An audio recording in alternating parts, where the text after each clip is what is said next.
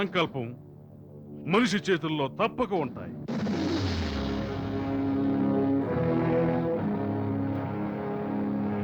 కేవలం ఒక్క పరాజయానికే నిర్వీరుడైన వాడు అసలైన వీరుడు కాడు.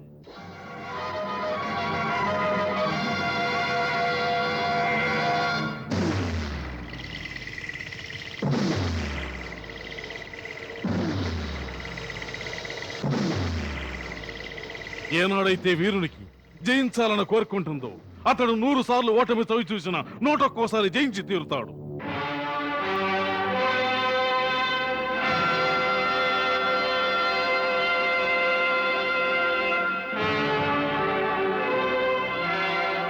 చెడ్డకాలం వచ్చినప్పుడు భీరువు వలె భయపడి పారిపోకూడదు. అప్పుడే తమ దౌర్భాగ్యాన్ని భాగ్యంగా మార్చుకునేందుకు కార్యోన్ముఖులు కావాలి. అదే వీరుని యొక్క లక్ష్యం.